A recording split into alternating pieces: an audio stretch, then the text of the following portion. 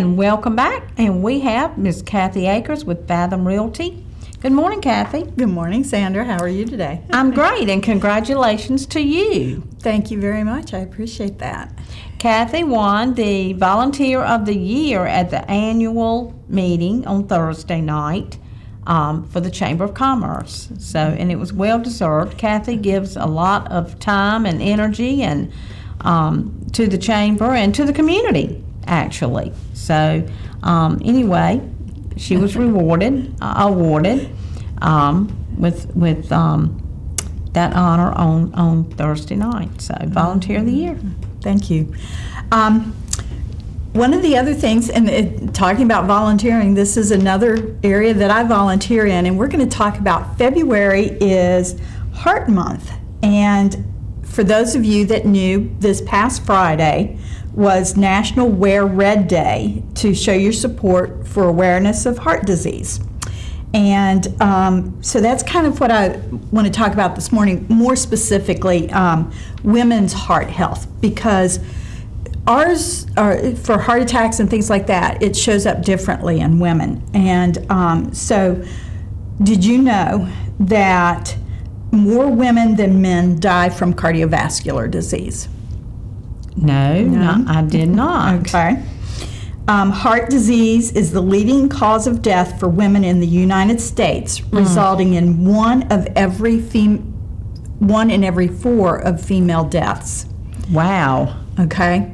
And almost 64% of women who die suddenly of coronary heart disease have no previous symptoms. Okay. So, I've pulled some statistics for us from the American Heart Association and their Go Red for Women project. Right. So if you want to go online, you can find this information there.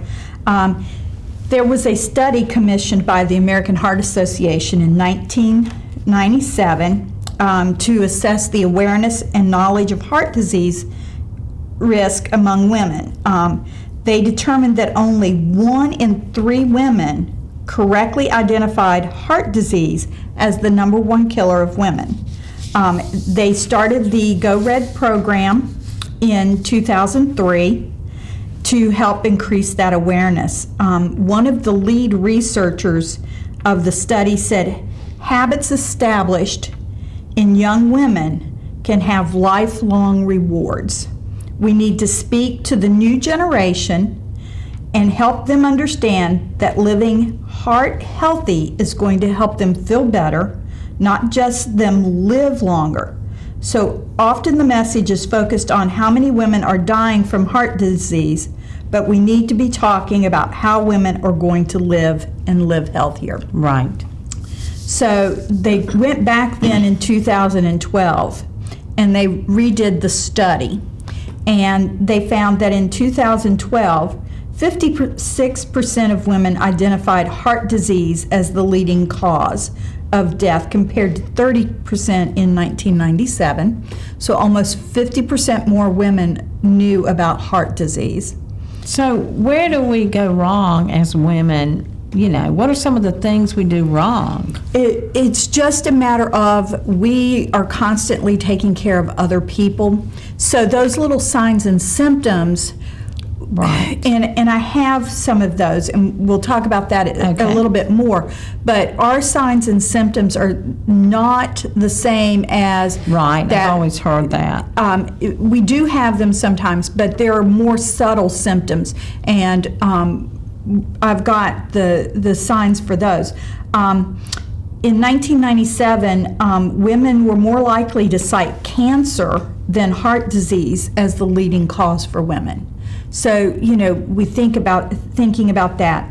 And in 2012, 36% of African American women and 34% of Hispanic women identified heart disease as the top killer. And we find that African American women and Hispanic women have more incidences of heart disease than others. So to look at that. Women 25 to 34 years old have the lowest awareness rate of any group at 44%. I can see that. So, and one of my reasons for going red is, and as Sandra knows, is my daughter. Right. We found out between her freshman and sophomore year in college, she actually has not heart disease as we think of it, but she has heart health issues. The name of it is neurocardiogenic syncope, but what it is a fainting disorder. Her blood pressure stays extremely low. She could be walking across the floor and suddenly pass out. Wow. So, this is kind of scary for a young lady, Of especially course. one who was looking at having a career in dance. So, that her once we finally got it diagnosed, we found that she could have a healthy career, but the medications also caused a lot of side effects. So she ended up giving up her career, her ambition to be a dancer, and has changed her career and gone on with her life. And she's living a very healthy life. Her medications are under control and that kind of thing. Right. And, That's good. we are seeing less incidences of her passing out. But there's always that chance Right. at some point that her blood pressure bottoms out and, she could pass out at any time. So we are talking about heart attacks, though. But I wanted to just kind of give you an idea to make you aware that there are other things besides strokes and heart attacks that affect women. Right. The other, so let's talk about some of the signs and symptoms of heart attacks. If you have any of these symptoms, please call 911 and get to the hospital right away. Uncomfortable pressure, squeezing, fullness, or pain in the center of your chest. It lasts more than a few minutes or goes away and comes right back, okay?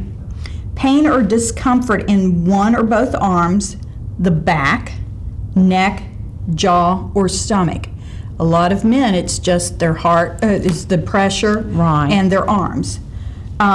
Shortness of breath with or without chest discomfort.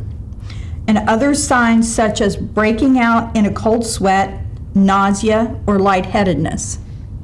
As with men, women's common symptoms are the chest pain or discomfort. But women are somewhat more likely than men to experience some of the other common symptoms, particularly the shortness of breath, the nausea, and the back or jaw pain. Right. And so you need to be aware of some of these signs and symptoms, especially if you have a history of heart disease in your family. That's right. That type of thing. Talk to your physician. See if there, what you should be aware of.